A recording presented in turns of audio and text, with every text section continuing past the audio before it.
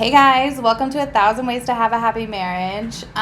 We are wrapping up our season and we thought it would be fun to do a little single segment for our single friends out there. We haven't forgotten about you.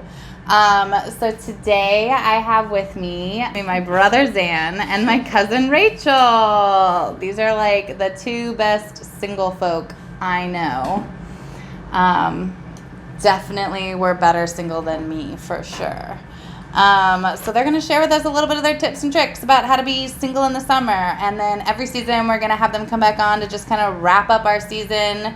A little singles corner, talking about something fun to do during whatever season we're having. So we're starting off with summer, since it's about to be summer. I guess it already is summer. Summer in North Carolina at least. So we're going to dive in. How to be single in the summer. You guys ready? Yep. You ready to do it? Sounds good. You guys look like you're about to be shot. I feel the need to sit up really straight and very still. All right. So this quarter is single in the summer.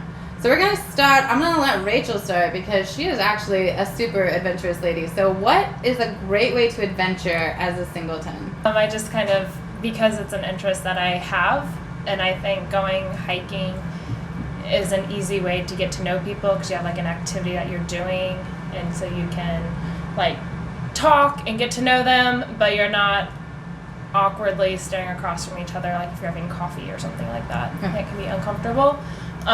So if I want to hang out with someone, it's free, it's cheap, and a good way to get to know someone. So a lot of times I'll just invite them to go on a hike. We have the Eno State Park around Durham, so it's really easy access there. And then once you kind of get to know, there's something they're interested in, and then like, hey, let's try, a hike here. Have you done other things? And you just kind of build off of that. But some tips for going hiking specifically. I don't like going too much like alone a lot because I feel like I'm directionally challenged and am always like shifty of all kinds of people. If I don't know you, you're probably out to kill me. But safe tips, even if you are going alone. And one, if you're hiking, there's an All Trails app that's really good because using Google Maps is great if you're like in a city or where roads are. But the All Trails app actually has trails on it and a little GPS piece. And so if you're at a trailhead and you're like really confused about which way to go, the trail's unclear, all those things, the app will actually help you. You can pull it up and it has it like downloaded and it has pretty much everything on there. Plus in it, people give reviews for it. But also anytime you're adventuring, regardless of where you're going, make sure you tell people where you're going, the exact location, a number for that location. So if you're going on a trail, going on a canoeing trip at a state park, traveling abroad, like people need to have the phone number of the the state park office or whatever, the hotel that you're going to be staying at, things like that. So if your phone's out of service, you lose it, you don't meet up at your next checkpoint, making sure someone at home has a way to contact where you're at, I think is one of the key things. And then I also don't travel at night. I think is a big one, especially if you're alone and especially if you're female, but males as well. It's just not as dangerous, or it's not as safe, obviously, at nighttime. You have to definitely know who you are inviting. Otherwise, if you know that you are inviting people that don't know what they're doing, then you can be prepared for that and know that it is more of a hanging out versus fishing, so to speak. So I don't know.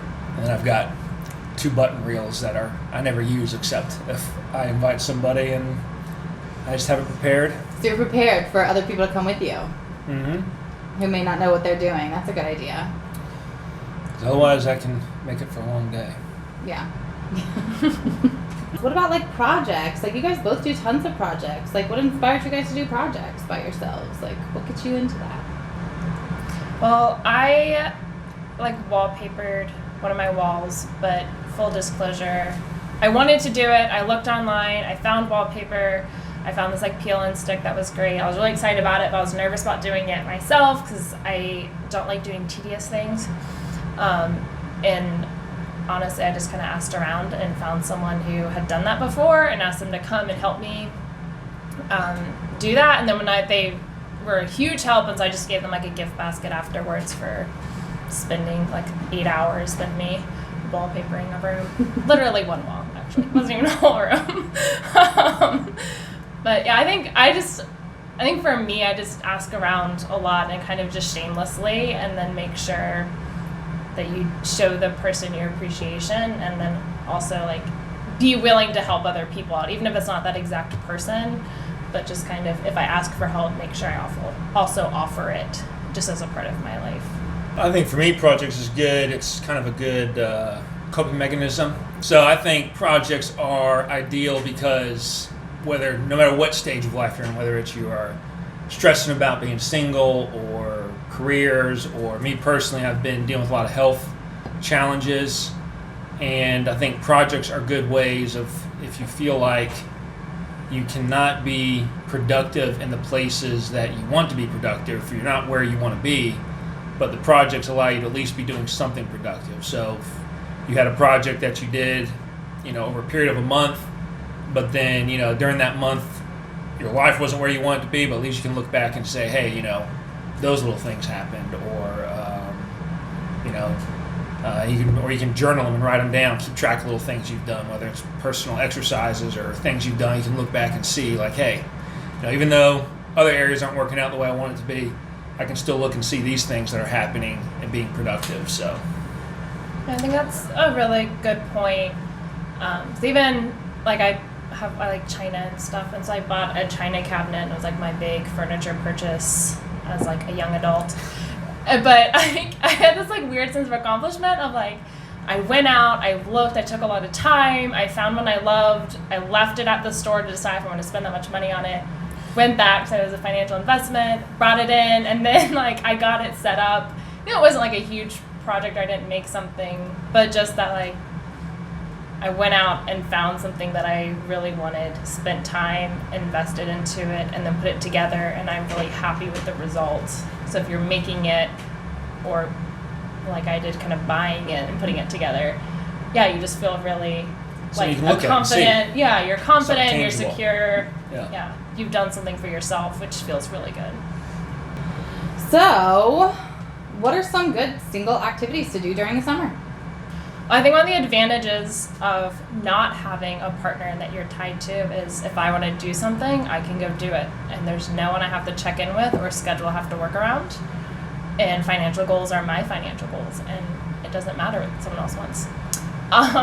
So I think I like to travel, and so I have a friend that also loves traveling, and actually I have two. And so we've like planned trips together and gone out of the country. I was able to go on a cool like road trip with my mom, which is an awesome bonding experience. We actually went out of the country together for 2 weeks, which was great. If you can't travel, I mean, the beach is awesome. As I said, I love hiking. I like just going around and looking at stores, like shops, window shopping a lot. So a friend comes along, but just don't bring cash, so that you don't spend money on your card, and what you have in your wallet's what you have. It's a great way to budget. It's helpful. I'm kind of the same way. I'm like hiking, like being outdoors. Like got a canoe, so I like to go canoeing, which that's pretty easy. Actually got the canoe for $50 off Craigslist. It's probably it's a pretty good deal. Probably worth like $400. So did that, and then go canoeing in the Eno. Like to go fishing. There's some smaller lakes that are okay to take the canoe out in, so go and do that. But yeah, other than that, we went skeet shooting, do that every once in a while, and I'm trying to think anything else. So a lot of what I'm hearing is that you guys are really plugged in to a network, and that really helps give you guys a lot of options for what if you want to tag along with this person, or if you want to organize something with that person, or if you want to join this group or something like that. So how do you plug into a network? Like, what if you're new to a city? How do you plug into a network?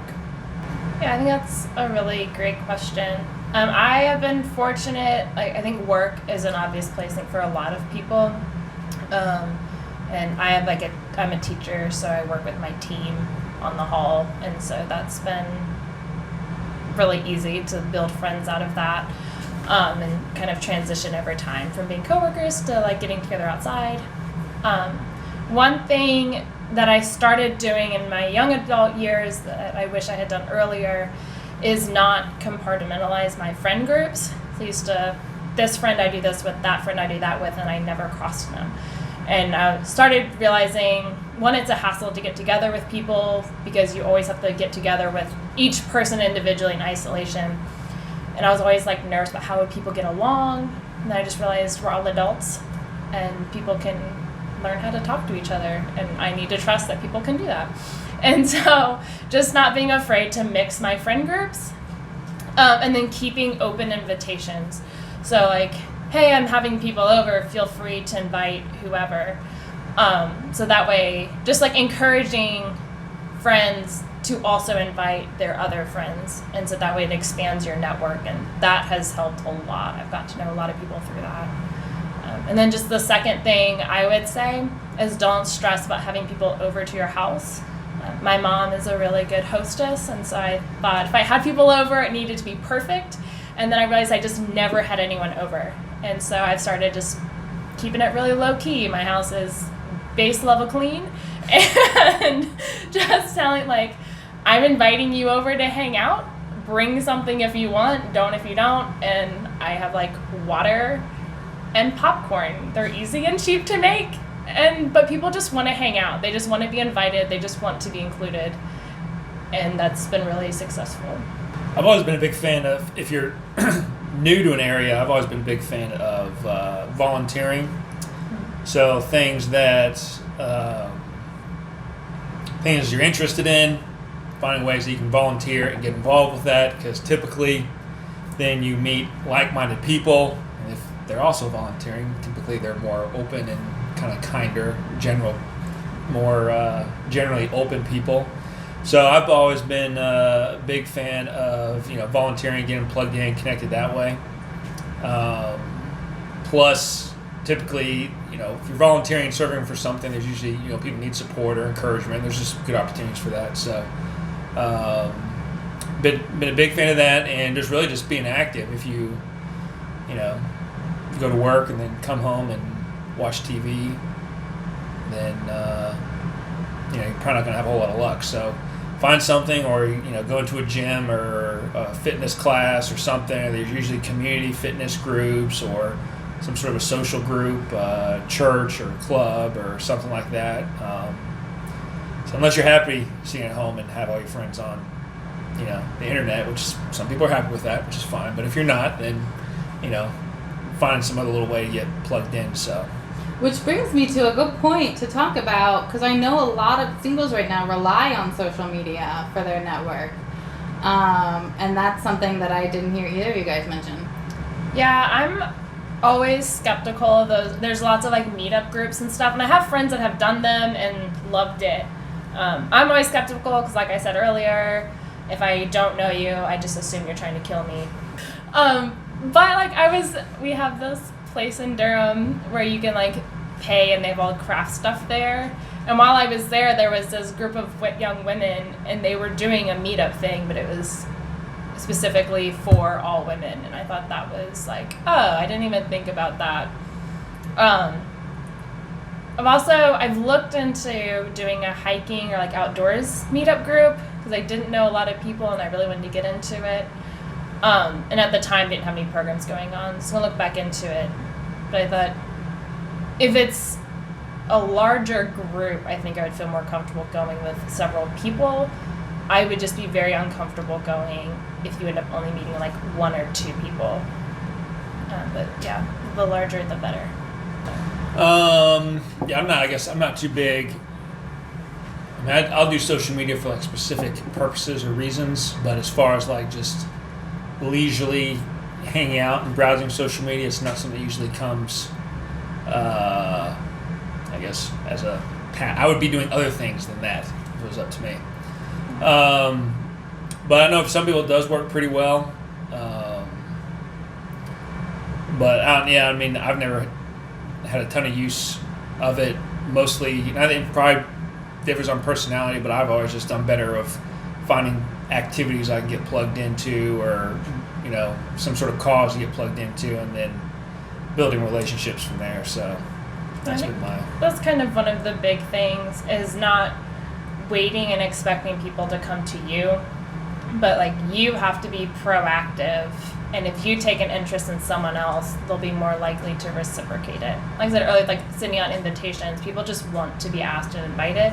And so the more you put out there, the next time they're having something, they'll be like, oh, so-and-so has invited me over and I've been to their house like 3 times. I want to go do this. Maybe they'd be down to come with me. All right. This is the last and most annoying part. For the best places to meet your soulmate.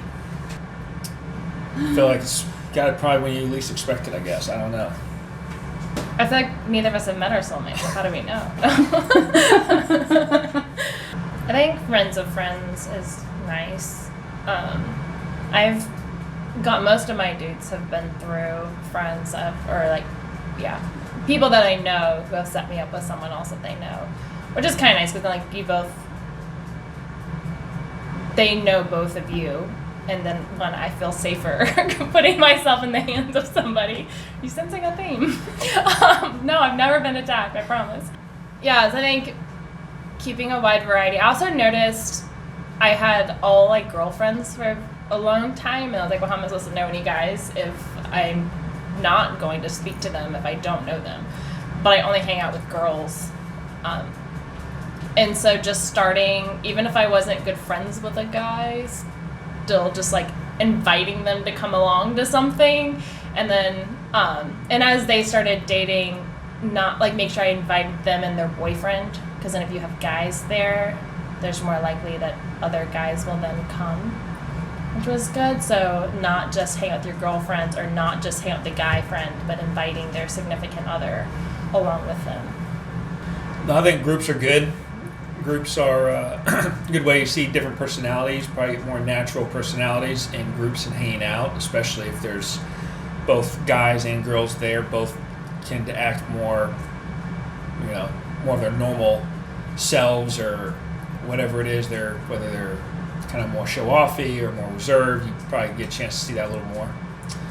I definitely like to use since I do like to fish, more the outdoorsman analogy. If you want to score the big catch or the trophy-sized buck or whatever, you can't.